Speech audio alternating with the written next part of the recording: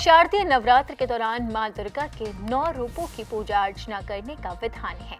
साथ ही विधि पूर्वक व्रत भी किया जाता है। धार्मिक मान्यता के अनुसार शारदीय नवरात्र में मां दुर्गा की उपासना करने से साधक के जीवन में आने वाले सभी दुख और संकट दूर होते हैं।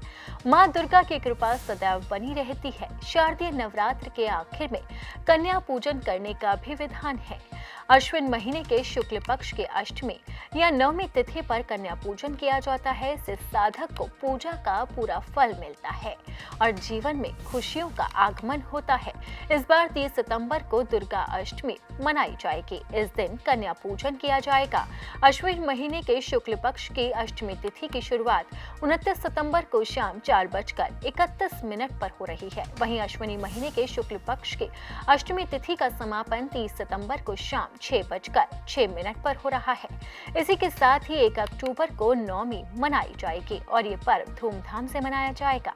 इसी दिन विधि पूर्वक कन्या पूजन भी किया जाएगा। अश्विनी शुक्ल पक्ष की नवमी तिथि की शुरुआत 30 सितंबर को शाम 5:06 पर और इसी के साथ ही अश्विनी पक्ष की नवमी तिथि का समापन 1 अक्टूबर को रात 7:01 पर हो रहा है। अब आपको बताते हैं कि कन्या पूजन के दौरान आपको क्या-क्या गलतियां नहीं करनी चाहिए। शारदीय नवरात्र की अष्टमी और नवमी तिथि पर घर और मंदिर की साफ सफाई का खास ध्यान रखें।